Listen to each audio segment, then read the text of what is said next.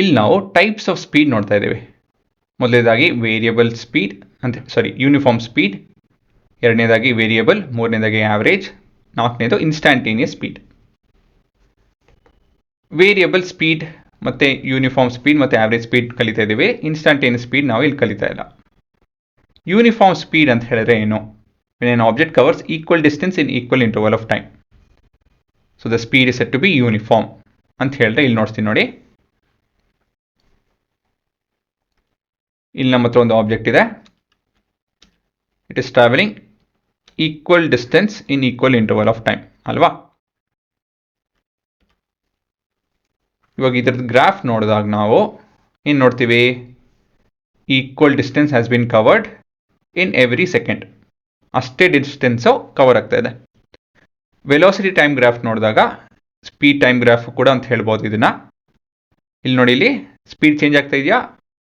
ಇಲ್ಲ. ಏನಕ್ಕಂತ ಹೇಳಿದ್ರೆ slope is 0 ಅಲ್ವಾ? It's a line parallel to X axis. ಮತ್ತು ಇಲ್ಲಿ ವ್ಯಾಲ್ಯೂ ನೋಡಿ, ಇಲ್ಲಿ 55 ಇದೆ. ಯಾಕಂತ ಹೇಳಿದ್ರೆ ನಾನು ಇಲ್ಲಿ ಪ್ರೋಗ್ರಾಮಲ್ಲಿ 55 ಅಂತ ಹೇಳಿ ಈ ವ್ಯಾಲ್ಯೂನ ಅಸೈನ್ ಮಾಡಿದ್ದೀನಿ.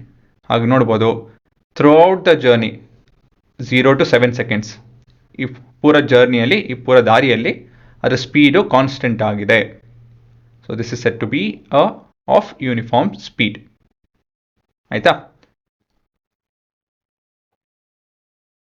ಹಾಂ, ಸೊ ಇದನ್ನ ಬೇಕಾದ್ರೆ ಇಲ್ಲಿ ಕಾಪಿ ಮಾಡ್ಕೊಂಡು ಪೇಸ್ಟ್ ಮಾಡ್ಕೊಬೋದು.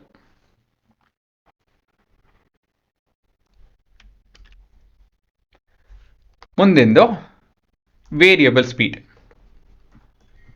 ವೇರಿಯಬಲ್ ಸ್ಪೀಡ್ ಅಂತ ಹೇಳಿದ್ರೆ ಚೇಂಜ್ ಆಗ್ತಾ ಇರೋ ಸ್ಪೀಡು. ಇಲ್ಲಿ ನೋಡ್ತೀನಿ ನೋಡಿ,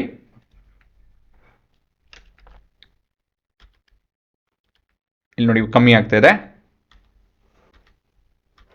ತಿರ್ಗಾ ಇಲ್ಲಿ ಹೆಚ್ಚಾಗ್ತಾ ಇದೆ, ಇವಾಗ ಕಾನ್ಸ್ಟೆಂಟ್ ಆಗಿದೆ, ಇವಾಗ ಇಲ್ಲಿ ಹೆಚ್ಚಾಗ್ತಾ ಇದೆ ಅಲ್ವಾ? ಸೊ ಈ ಥರ ಇದ್ದಾಗ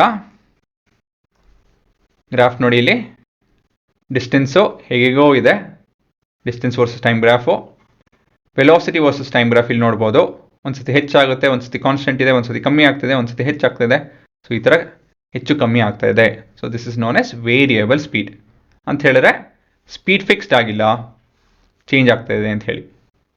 ಡೇ ಟು ಡೇಯಲ್ಲಿ ಏನು ನೋಡ್ತೀವಿ ನಾವು? ವೇರಿಯಬಲಾ ಕಾನ್ಸ್ಟೆಂಟಾ? ವೇರಿಯಬಲ್ ತಾನೆ. ಸೊ ಇದು ಪ್ರಾಕ್ಟಿಕಲ್ ಆಗಿ will be looking at variable speed in day to day life ಅಲ್ವಾ?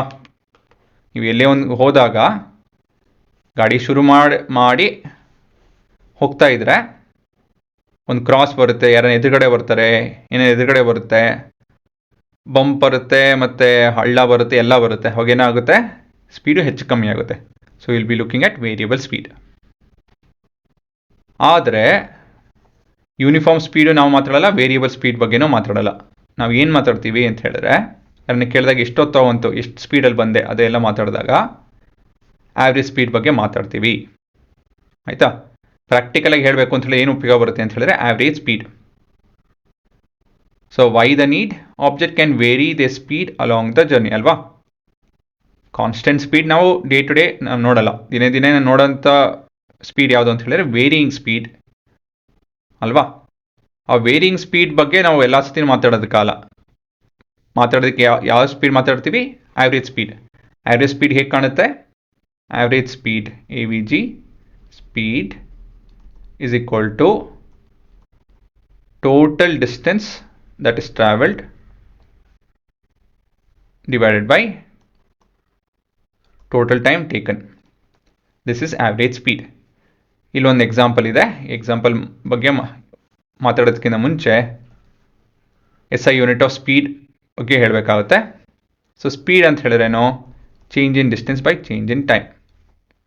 ಡಿಸ್ಟೆನ್ಸ್ ಯೂನಿಟ್ ಏನೋ ಮೀಟರ್ಸ್, ಟೈಮ್ ಯೂನಿಟ್ ಏನೋ seconds. So meter per second.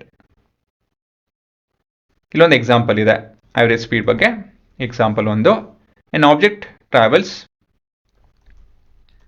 16 meters in 4 seconds and another 16 meters in 2 seconds. What is the average speed of the object? ಒಂದಷ್ಟು ದೂರದಲ್ಲಿ ಒಂದು object 16 metre ಹೋಗುತ್ತೆ ಅಂದರೆ ತಿರ್ಗಾ 16 metre ಹೋಗುತ್ತೆ. ಇಲ್ಲಿ 4 ಸೆಕೆಂಡ್ ತೊಗೊತಾ ಇದೆ, ಇಲ್ಲಿ 2 ಸೆಕೆಂಡ್ ತೊಗೊತಾ ಇದೆ. ಆವ್ರೇಜ್ ಸ್ಪೀಡ್ ಏನಾನ ಕೇಳಿದ್ರೆ ಇದೆಷ್ಟು ಅಂತ ಹೇಳಿ, ಆವ್ರೇಜ್ ಸ್ಪೀಡ್ ಏನು ಅಂತ ಹೇಳಿ. ಇಲ್ಲಿ average speed is total distance, that is 16 plus 16 by total time, that is 4 plus 2. 22 6 common factor ಬಂದು 2. So this is 16/3 meter per second. So this is the average speed of this particular journey. ಇಲ್ಲಿಂದ ಶುರು ಹಾಕೊಂಡು ಇಲ್ಲಿಂದ end ಆಗೋದಕ್ಕೆ this is the average speed. ಸರಿನಾ?